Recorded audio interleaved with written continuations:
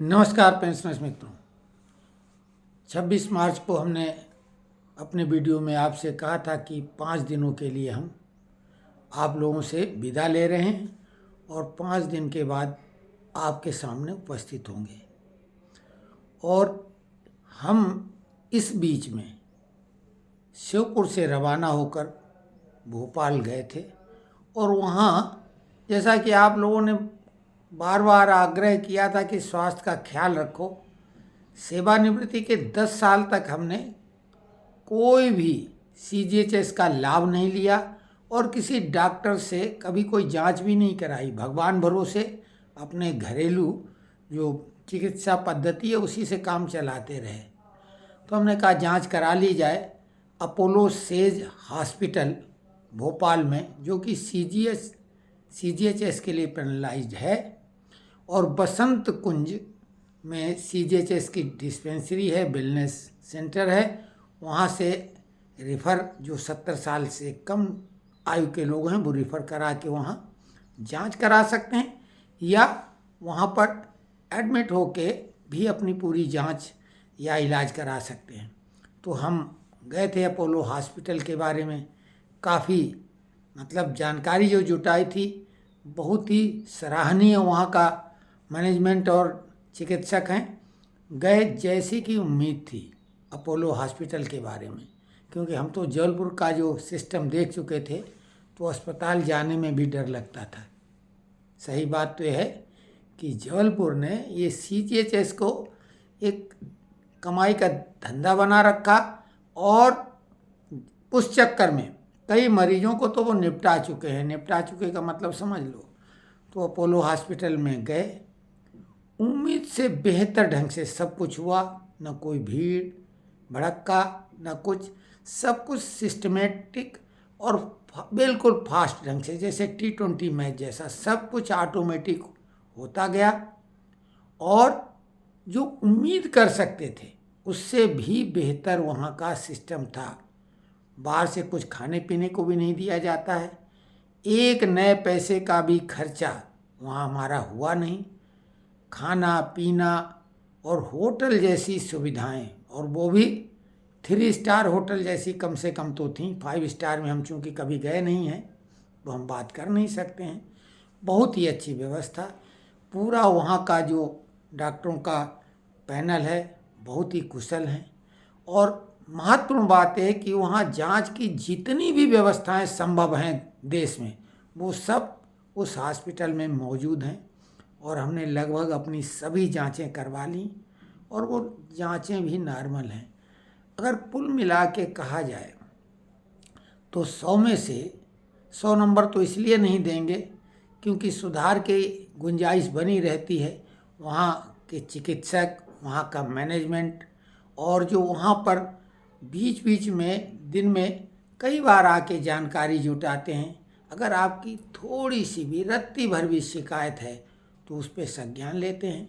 लेकिन हाँ, फिर भी कुछ सुधार की और भी गुंजाइश है, क्योंकि सुधार तो हमेशा होता रहता, अपग्रेडेशन होता रहता है। तो कम से कम अगर हम कटौती भी करें तो 2 नंबरों से ज़्यादा 100 में कटौती नहीं की जा सकती है। 100 में 98 नंबर हम देंगे।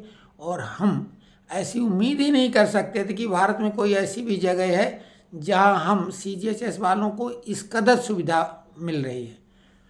तो ये बहुत ही शानदार जगह है। जिन लोगों को भी CGHS के द्वारा संतुष्टि नहीं मिल रही इलाज की, जो भी, वो एक बार अपोलो सेज हॉस्पिटल भोपाल जाएं। और रिफ़र कराने की ज़रूरत नहीं। अगर 70 साल के हैं तब तो कोई बात ही नहीं, अगर कम के हैं तो बसंत कुंज में CGHS वेलनेस सेंटर है।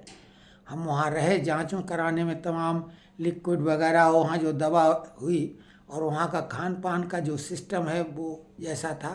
तो बहुत वीकनेस तो आ गई है। हमने कहा एक वीडियो आज उपस्थिति करके बनवाएंगे।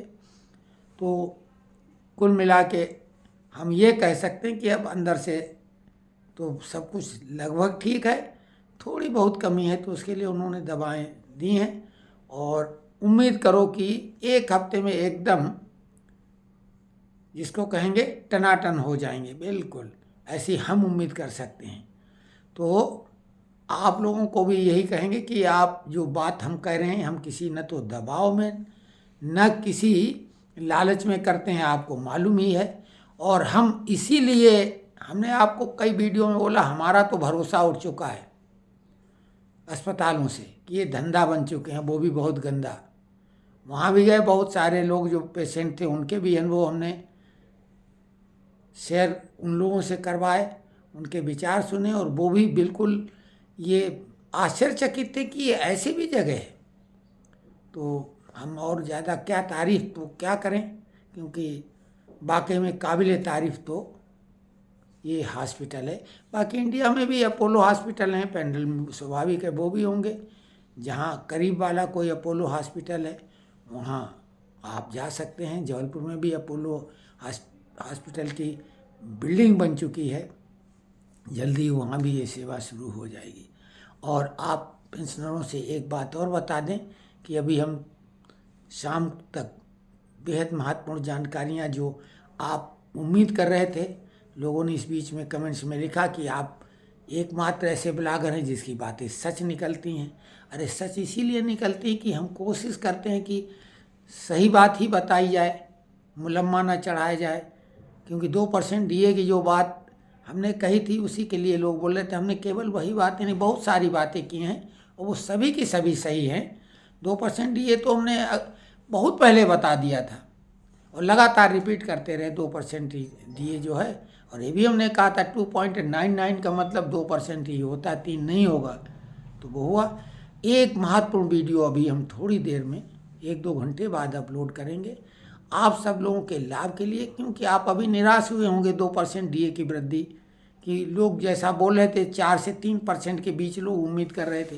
तो हम आपको एक बहुत ही शानदार तोहफा देंगे, क्योंकि हम बहुत आप लोगों की शुभकामनाओं से ही हमने अपना ये कदम आगे बढ़ाया। तो हमें अब मालूम हो गया कि कोई ऐसी हमें खास दिक्कत है नहीं, जो छोटी मोटी दिक्कत है वो समाधान उसका हो जाएगा। तो हम आपको 24 घंटे में एक बार फिंगर टिप से आप स्क्रीन को टच करेंगे और उसके द्वारा आप उम्मीद से ज़्यादा अर्निंग कर पाएंगे। तो डीए एरियर भूल जाओ, हम जो बताएंगे वो आप तरीका अपनाएं, आपको उम्मीद से बहुत ज़्यादा नंबर 1 में ईमानदारी के साथ बिना कोई मेहनत के कमाई होगी। कैसे होगी? 2-3 घंटे का इंतज़ार करो, हम थोड़ा सा भी नाश्ता पानी करके अपने को थोड़ा इस टाइप का बनाए, क्योंकि बहुत कमज़ोरी लग रही, नींद पूरी नहीं हो पाई। यहाँ से साधन भी बस का था, स्लीपर बस थी, लेकिन उसमें नींद कहाँ आने वाली। तो आप लोगों की शुभकामनाएँ जो हमको मिली, निश्चित तौर से हम आप सभी लोगों का बहुत बहुत धन्यवाद देंगे। और जो हमारे पेंशनर्स बंधु ईद मना रहे हैं उनको बहुत बहुत ईद की हार्दिक शुभकामनाएं, मुबारकबाद।